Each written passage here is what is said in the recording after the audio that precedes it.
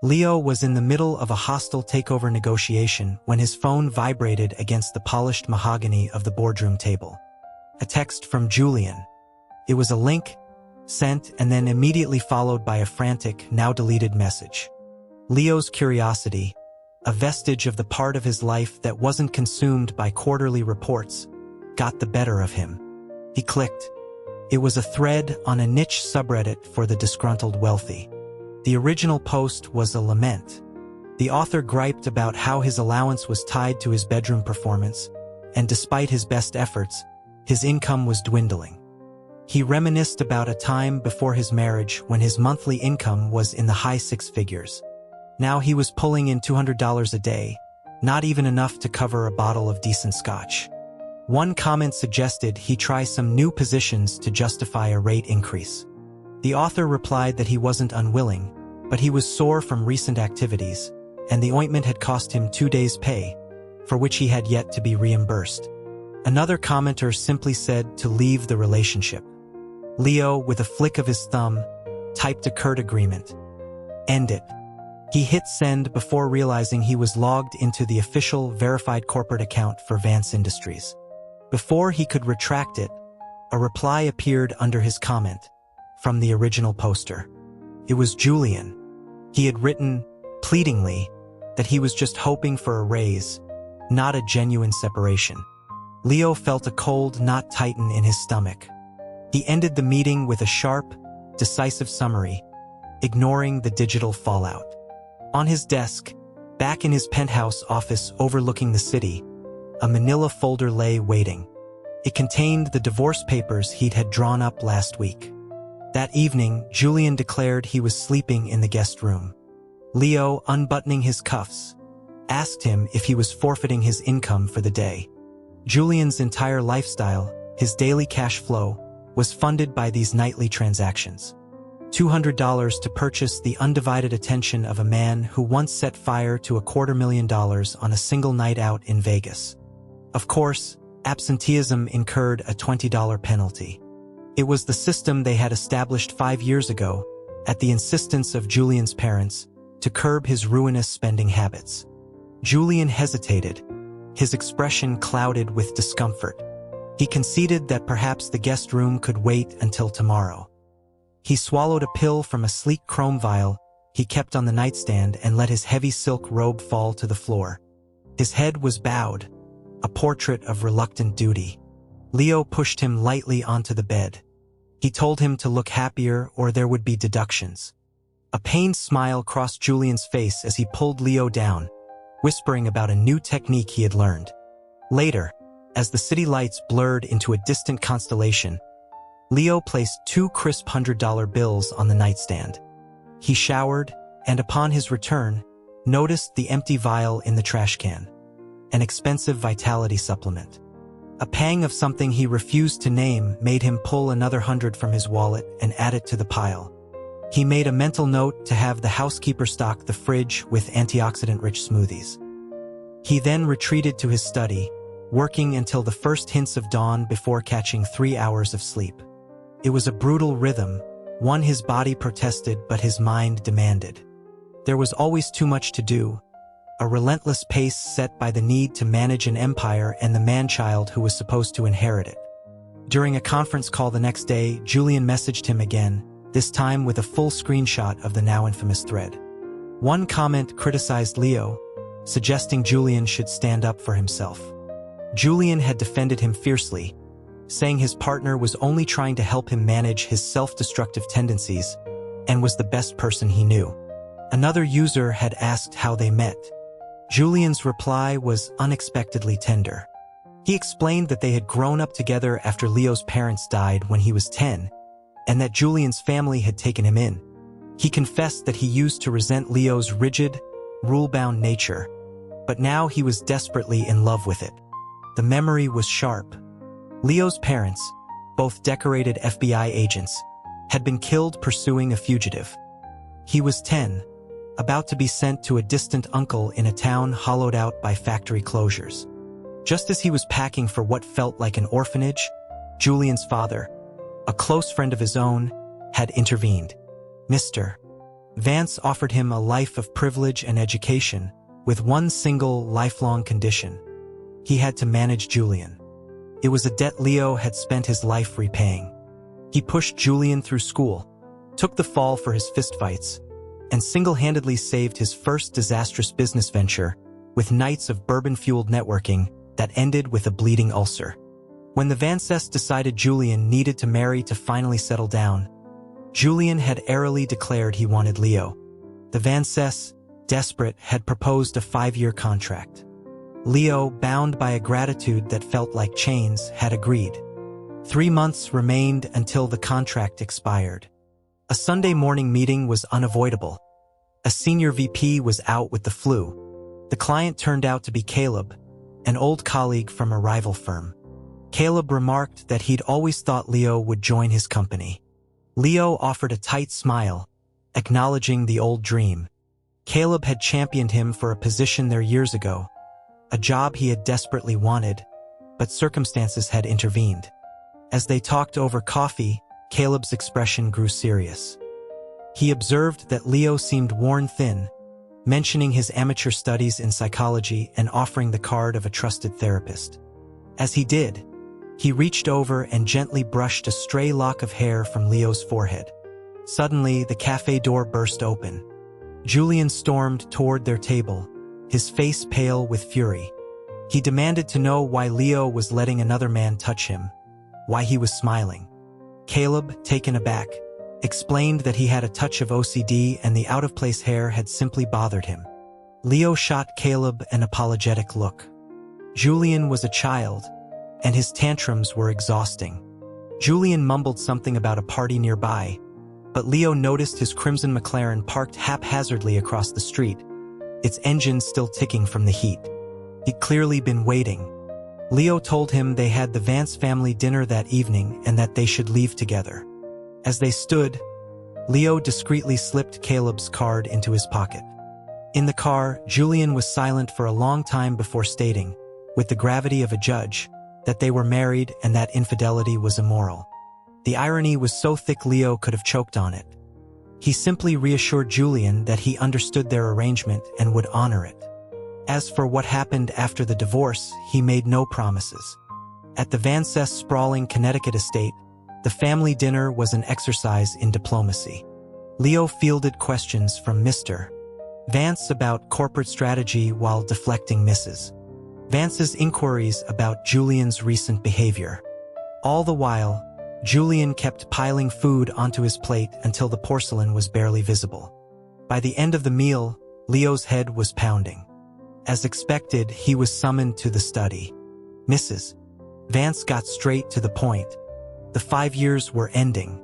She said she hoped he and Julian would divorce so that Julian could find a real marriage, and so could Leo. Leo's hand clenched into a fist, his nails digging into his palm until he tasted blood. He managed a quiet okay. She seemed nervous, asking if he and Julian had crossed a line. Leo assured her they hadn't, that Julian saw him as a friend. Relieved, she slipped a vintage Patek Philippe from her wrist and pressed it into his hand. A parting gift. Mr. Vance offered him a permanent executive position or a generous severance. Leo looked out the window at the stark, moonlit trees. For years, Julian had consumed every season, every quiet moment. This time, he would choose himself. He announced he was leaving the company to travel for a while. Julian found him later, complaining about how long he'd been with his parents. In their room, he saw the watch on Leo's wrist and his face lit up, misinterpreting it as his parents' final acceptance of their union. That night, as sleep finally claimed Leo, Julian whispered against his ear. He said that Leo's eyes held everything, sunshine and rain, mountains and rivers. But Julian's eyes only ever held him. Julian was gone for several days after that. Leo assumed he'd found the divorce papers in the study and threw himself into arranging the corporate handover. But then Julian returned, beaming. He announced he had a huge surprise for their 5th anniversary the next day. Leo's hand shook, sloshing hot coffee over his tongue. Julian explained that he'd been busy planning it, proving he could be responsible when it came to their fortress of love. Leo's heart hammered against his ribs. Julian hadn't been in the study. His time was spent in the game room. The papers were unseen. Leo spent the night on the phone with his lawyer, making final revisions. The next day, Julian met him, his face flushed with excitement. He presented a thick, beautifully bound portfolio. He told Leo it was a travel plan, a 3-month world tour to make up for the honeymoon they never had. He had personally scouted every location and even convinced his father to grant Leo the time off. Leo felt a lump form in his throat. He covered Julian's mouth gently and held out a single folder. He told him to sign. Julian, beaming, scribbled his signature without a second thought. Then his eyes drifted to the top of the page. Dissolution of marriage. The pen slipped from his fingers, clattering on the marble floor. He looked up, his eyes wide with a shattering disbelief, asking if he had done something wrong. Tears welled, thick and bitter. Leo turned away, his voice a cold, flat thing he didn't recognize. He said he had never loved him, that it had only ever been a contract. Julian fled. Leo sank to the floor, picking up the discarded travel portfolio. He flipped through the pages of detailed itineraries and glossy photos. A dark liquid spattered the page. He touched his cheek, thinking it was a tear. But it was only ink from the fallen pen. He left for the Amalfi Coast, the roar of the jet engine a welcome noise drowning out the silence. There, he hired a local travel vlogger named Nico as a guide. During one of Nico's live streams, the phone camera swung around, capturing Leo in the background for a fleeting moment. The comments section erupted. A sudden, violent thunderstorm forced them to seek shelter in a small town. The only hotel had just one double room available. The penthouse suite was already booked. As they argued with the front desk, a low, wretched voice came from behind them. It was Julian, drenched and haggard. The penthouse was his. He grabbed Leo's wrist, but Leo pulled away, his voice cold. Julian's bravado crumbled. He looked like a lost child, admitting he was Leo's ex-husband. He begged Nico to take the suite, just so he could be in the same hotel as Leo. The sight of Julian, so utterly broken, chipped away at Leo's resolve. He agreed to the arrangement, Julian to behave. Later, he texted asking why he was there. The reply was instant. Julian had seen him in Nico's video. He said he missed him, so he finished a week's worth of work in 2 days and took the first flight out. The next morning at breakfast, the chef presented a dish with pineapple. Leo instinctively told the waiter to take it away, explaining that Julian was allergic. Nico looked confused and remarked that he thought Leo loved pineapple. Julian stared, his face a mask of dawning horror. He whispered that he never knew. He hadn't even realized Leo had a preference. After the meal, Julian was gone. No dramatic scene, no pleading. Just an unnerving silence where a storm used to be. The trip ended. Leo returned to New York and, after some persuasion from Caleb, took a senior position at his firm. Life settled into a new, quieter rhythm. Then came the day his company sent him to a meeting to finalize a partnership. The other party was Vance Industries. The representative who walked in was Julian. He was transformed. His hair was slicked back, his suit impeccably tailored. He looked like his father. He looked like a CEO. The boy was gone. When they shook hands, however, Julian traced a slow, deliberate circle in Leo's palm. The ghost of the boy was still there. Julian was more mature, he commented later over tea. Julian's reply was quiet. He said he couldn't just stand still, waiting for Leo to look back. That night, Leo found a new post on an anonymous forum. The writing style was achingly familiar. The author wrote that he was getting married soon, but not to the person he loved.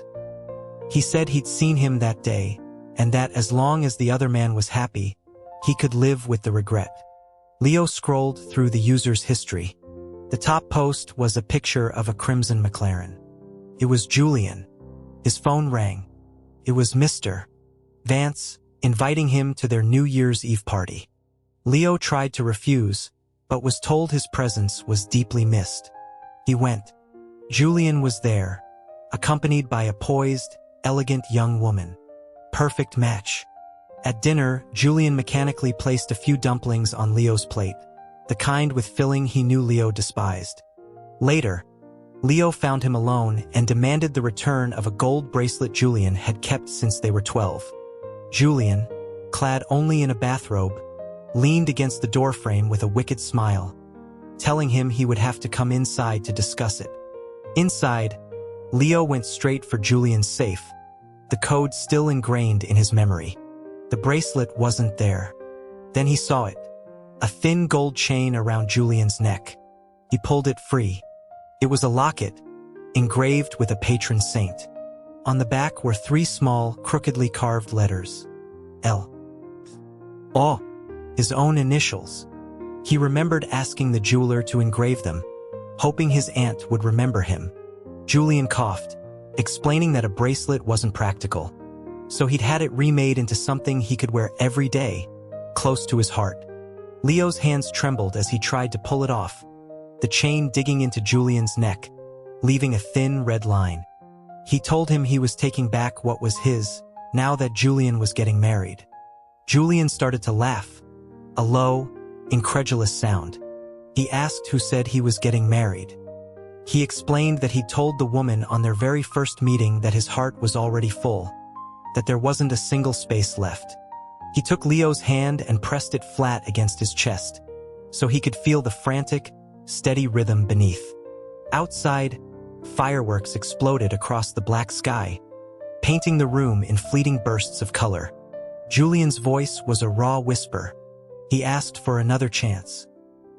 He pursued Leo for months, courting him with a patience he'd never before possessed. He handed over his CR cards again, but this time asked, humbly, if his allowance could be increased. Leo gave him an extra $50 for supplies.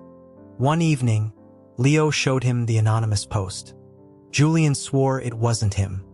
He told Leo that when his father had learned of their reconciliation, he had taken a belt to him, trying to beat the idea out of him. He said he had passed out from the pain, but he never once agreed to give Leo up. Leo slowly unbuttoned Julian's shirt. Across his back, a lattice of faint, silvery scars crisscrossed his skin. A lump rose in Leo's throat. He asked if it still hurt. Julian pulled him close, holding him tight.